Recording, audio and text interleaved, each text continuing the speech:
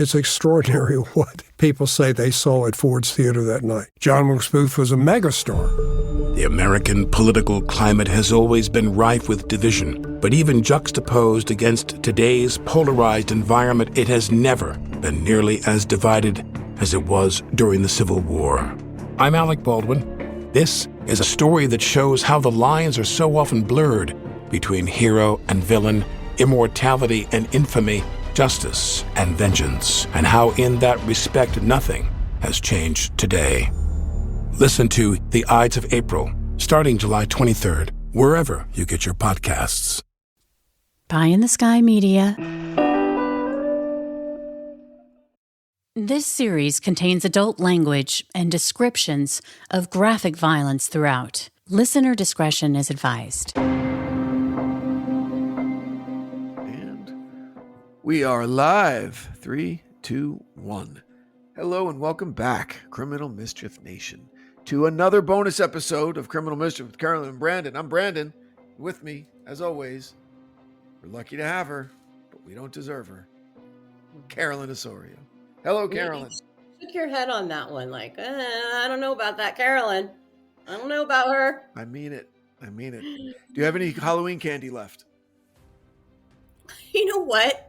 It was so funny when we went trick-or-treating because two of my kids who were trick-or-treating were in inflatables, and we've never done that before. One of them was Godzilla, and he did just fine. He was like born to be Godzilla. Uh-huh. Okay. He was like totally showboating and like doing the whole thing. Is this your 20-year-old? No, it was me. I was inside there. It was terrific. Okay. No, it's my 11-year-old. Okay. Uh-huh. And the other one was Patrick from SpongeBob, and he was so huge and he couldn't see. It was raining.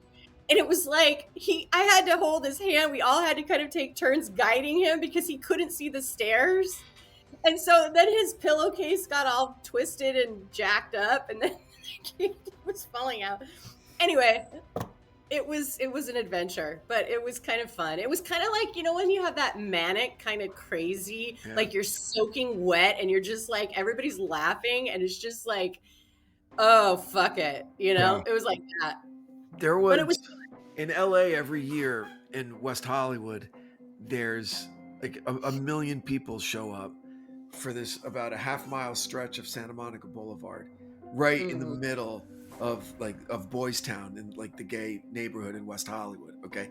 And it's every beautiful, magnificent, fierce drag queen in the world. And their costumes are insane. And it's just this sea of humanity. Like if you're claustrophobic, you can't go because for hours, you're just shoulder to shoulder and you go wherever the crowd goes, right? It's nuts. Gosh. That's reminding me of like Times Square. Have you ever been under the ball in New York City? Yeah, but Times Square is different because it's cordoned off in sections. You go in your section and that's where you stay all night. There's no real moving. Okay. No, but for someone like me, that was like, what's happening? I need to be able to break free. You just go, and if you want to get a slice of pizza down the block, like you've got to plan for it. Like 45 it's like a river ahead of time, and just kind of start making your way over. And and years ago, I had a plantar wart on my heel, okay, that I had surgically. I had to cut it out. There was like a operation on my foot, on my heel, like 3 days before Halloween, and we were planning on going to the parade, and we go, and we parked really, really far because there's nowhere to park. We parked like a mile away and walked there. And then we get to the beginning of the parade, and then it's another half mile in that sea of humanity, and then all the way back. And it started raining when we were at the farthest distance from our car that night. Sky just opened up, downpour. That's where we were last week. Okay. Yeah. And so just soaking wet, soaked through the bandages on my foot, searing pain, walking over. Every fucking lunatic in the city was out and just being crazy. It was my most memorable for the wrong reasons Halloween. This Halloween was great.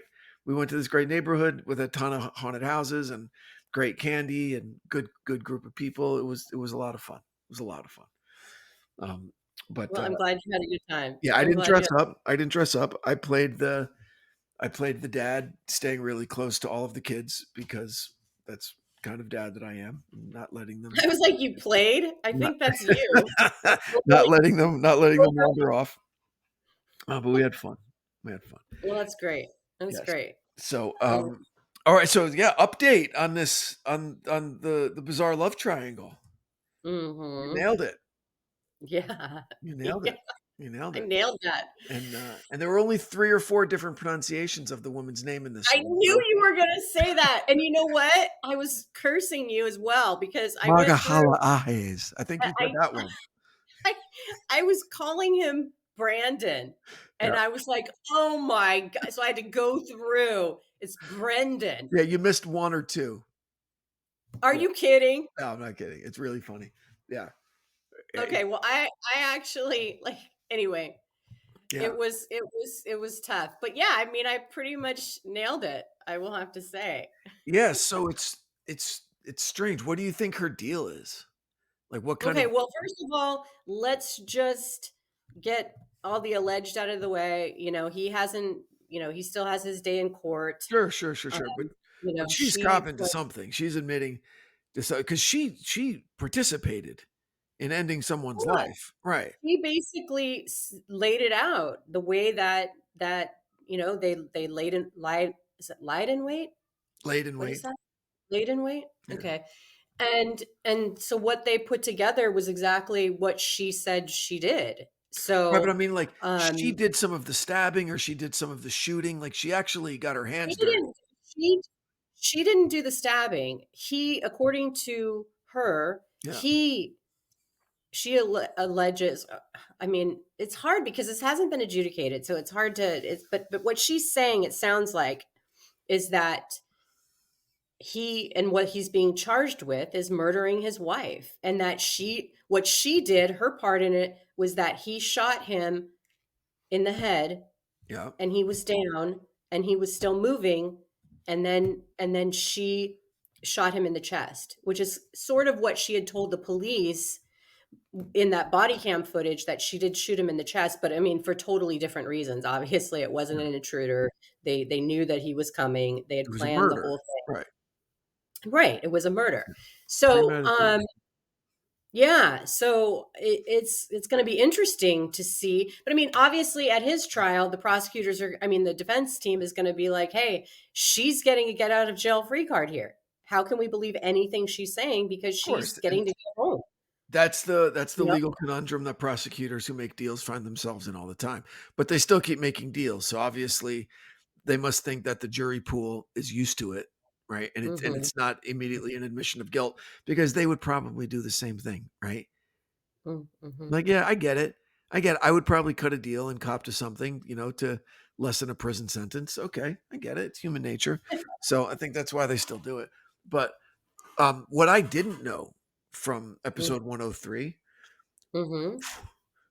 Jesus Christ, was what they sold this poor Patsy on. Look, when you get to the house, you're going to be breaking in. Okay. Mhm. You're going to have to Mhm. pretend to break in and like come through a window and grab her. And I want you to grab me. And the wife had no idea. She thought their house was actually being. Can you imagine that? Two people that are polar opposite in their understanding of what's going on. Okay. Mhm. Mhm. But they both think that it's real. She thinks that she's really being robbed. He thinks that she's really doing a good job of play acting the rough sex and the break-in that's happening. So for both of them, it's like they're living in a reality.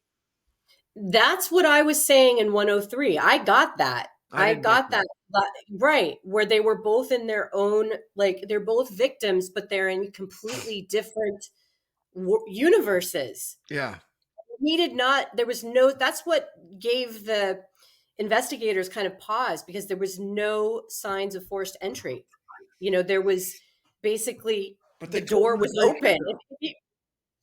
Well, I don't know. I mean, it's like potato patata. Bottom line is, come inside. Yeah. Whether you lurk inside and you go in, he came in and they waited for him to go upstairs, and then he's starting to do his thing, and she's really like, obviously we can imagine what her reaction would be, Christine.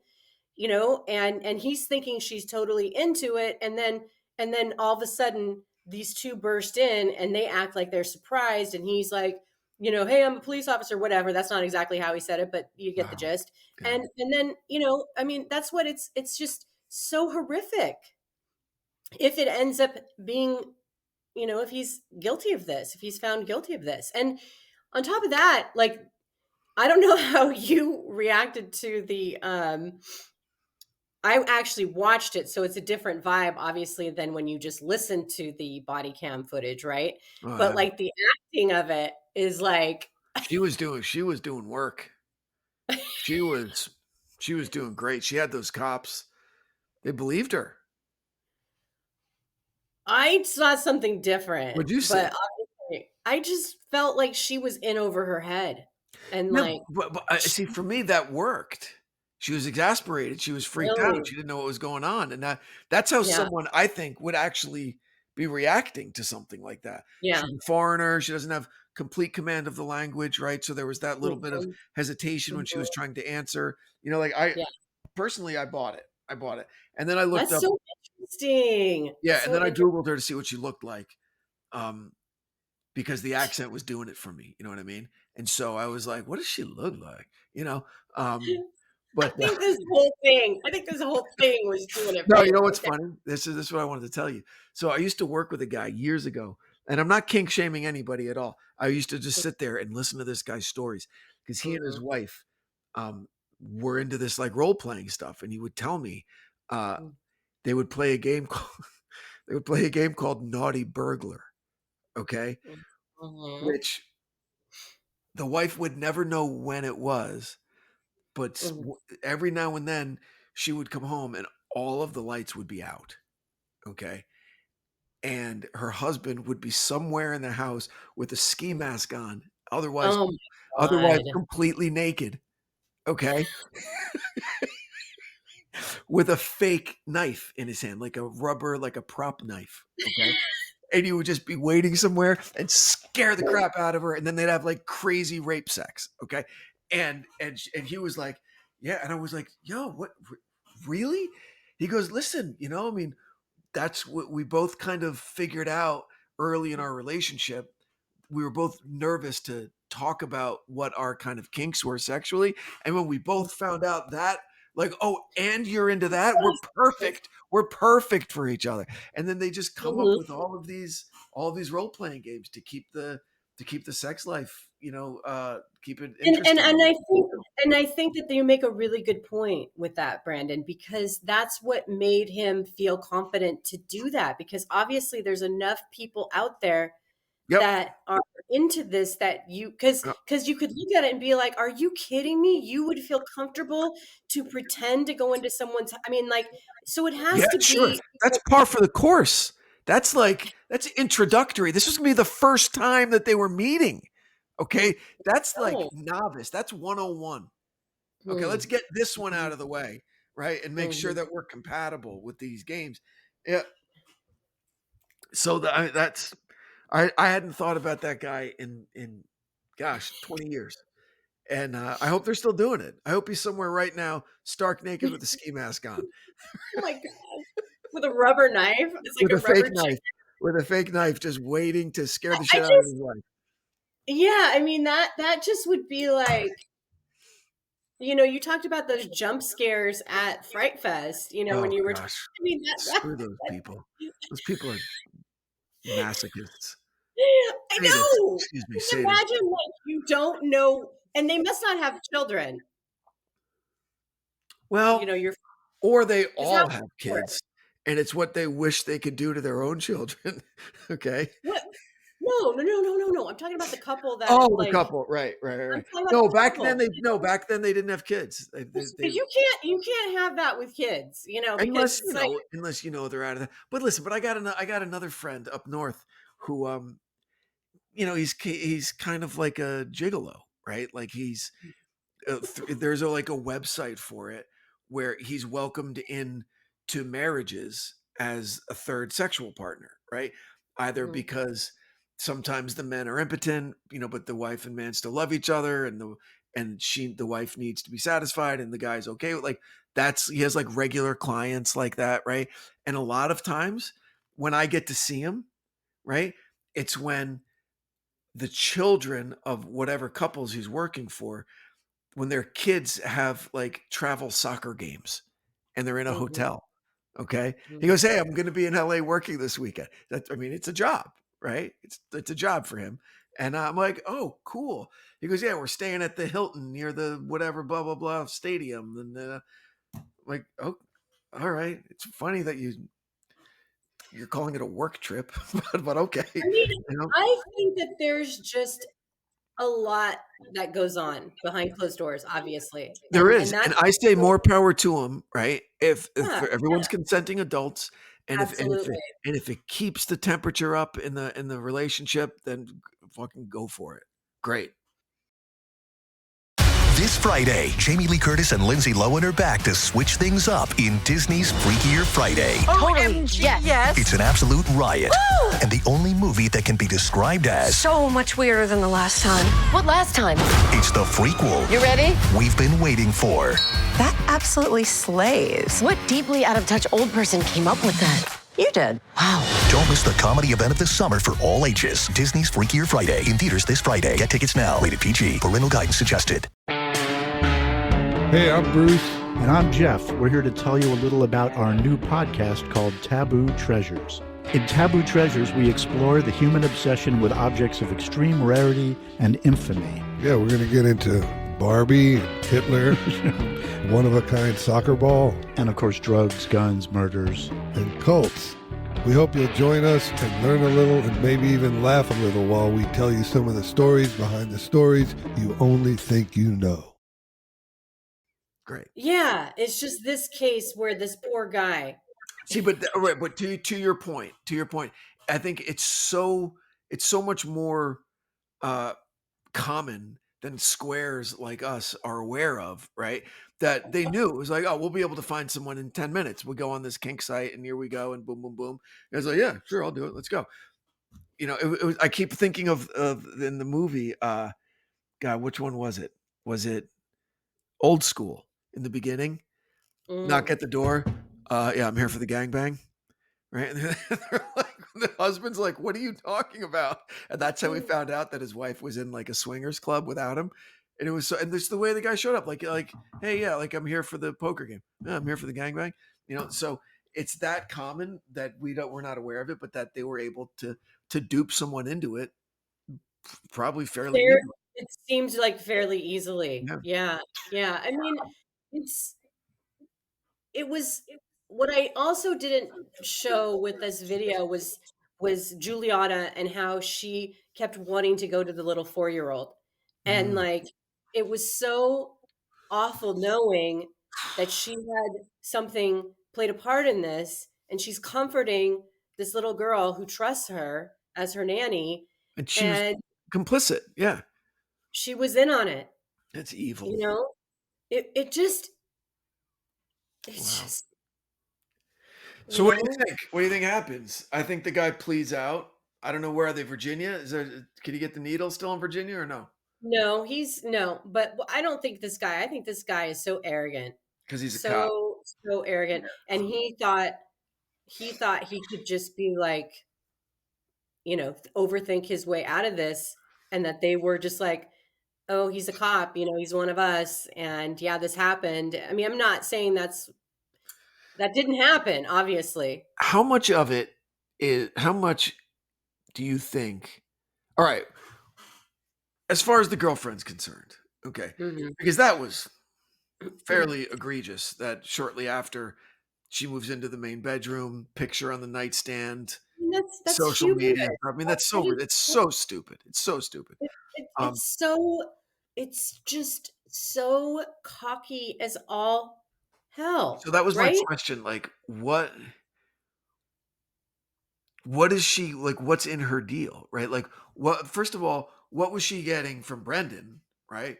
What was he saying to her? Because let's be honest, no xenophobia here at all. She's she's from Brazil. She's here probably on a work visa, right? Probably wants to be a citizen. You think that's a conversation they had? Like, I'll marry you and you'll be a citizen and everything will be great. We'll raise the kid together. Help me bump off the wife, you know? No, I think that you always have to go with this pragmatic, that there's always got to be this deal to be had and this thing. I think Transactional. It's so much shit is transact. You think it was true love? Let's murder together. no, I think that okay, stop. All right. Okay, listen, as somebody, when I was younger, dating an older guy, okay, there is something more than just that transactional thing that you're talking about. Okay, there's a lot of things, emotional. Like imagine, fumbling with a high school boy as opposed to being with, an older guy who it's just a different thing. Okay. I get All it. right. I get it. But now add to it that you're a stranger in a foreign country and you really want to stay. I'm sure there was, like I said, Right. it's Okay. So there's an not just, added I'm layer to it. there, as I always say, there is. And There so, is. It was and so complicated and my layered and very, like, it's not, I think she wanted to get out of it because it sounds like, or maybe she didn't. Who knows? She said she did. here's what I think. All right, let me What are put you on what are you shaking your finger? What are you shaking let your me finger put about? on my let me put on my hat that's going to get people mad at me just for a second. I'm Okay. spitballing here. This isn't what I think. This is a theory. Okay, let's go. Let's pull on the thread a little bit. If Okay. Okay, yes, they were in love. Let's say that. Let's grant that to this theory. They were madly, deeply Mhm. in love. Okay, they were so Okay. crazy for each other that they figured the only way to really be together was to let's murder. Okay, let's get rid of the wife, and we're so in love that we'll even kill an innocent guy. Okay, who has nothing to do with anything. We're going to kill two people and then we're going to be together and we're going to raise my kid together. Okay. And you're going to be a US citizen. You never have to go back to Brazil. Let's say she's running from poverty and abuse and criminality in Brazil. Okay. So she's like, Mhm. great. I stumbled into this. Awesome. This guy loves me. I love him. So we got to murder a couple people. Okay. It's worth it. So what would get her to turn on him? Right? What would the prosecution have to offer her other than a reduced prison sentence? Do you think they would say, hey, he's not the only one who can make you a citizen, so could we? I don't think they had to do that. I think that what they did was really smart. They arrested her first, 8 months after the murder, Yeah. and he was out for over a year. They Yeah. didn't talk. They didn't get to talk. He But are they couldn't, going to deport? Is she going to have to leave the United States? I'm sure she wants to leave the United States. I'm sure she wants to go back home and like get away from everything that happened here. I mean, I don't know. Unless I she don't has know to her do a bunch of contract. time, right? So, Well, I think that's what she's trying to avoid I think that and of course this is totally my own opinion, yeah. anecdotal, 100%. It sounds like, he was having alleged affairs before her. Mm. So I don't think that, I think, maybe from his standpoint, it was more transactional than hers. Who knows? We don't know. We I don't don't know. know. I just It's think fun that it's fun to talk about it though. it's fun. It is. But Yeah. I just think that it's funny how you always have to make it seem like transactional. You know why? You know Why? why? Why? The only time I mention it is on these episodes when we're talking about low life pieces of shit who murder people. So Mm-hmm. the fact that any kind of relationship would be transactional isn't too much of a stretch, right? In my regular life, when I'm dealing with people who aren't murderers, right? No, of course not everything is transactional. But in this criminal world, you know, what else? What stronger piece of leverage can you have on someone than we both are complicit in a murder? So you can't say anything and I can't say anything. That's transactional, like right But we there. know that human beings are not like that. We know that people get jealous and angry, and I want to get back at this person. I don't care what happens to me. I'm going to tell, and I'll make a deal and get them. I mean, people are so That's where it vindictive. is now. That's where we get to now because that's human nature.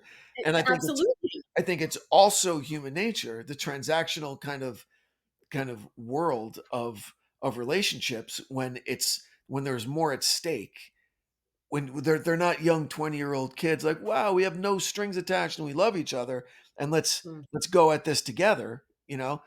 This Mm-hmm. guy, she's coming into a marriage, a career family guy, a child, like all of this. There's got to be something more. I think anyway. I don't know. I They mean, decided, I think what I'm surprised by this is the way that he chose to, it sounds like he was the mastermind behind the murders. She played a part in it, obviously, which she pled guilty to. yeah. But why would he not think that this was suspicious, that they would be sleeping together in the main bedroom, that they're having social media pictures together, like they're, I mean, I'm not going to say flaunting it, but like They were what flaunting. they were flaunting it. Like what did he think was actually going to happen? So Hubris. that's what makes me feel like it wasn't 100% transactional for him, because if it was, he would be like, hey, we got to keep this on the down low, but maybe he didn't want to not, Maybe you he know just thought he was smarter than everybody.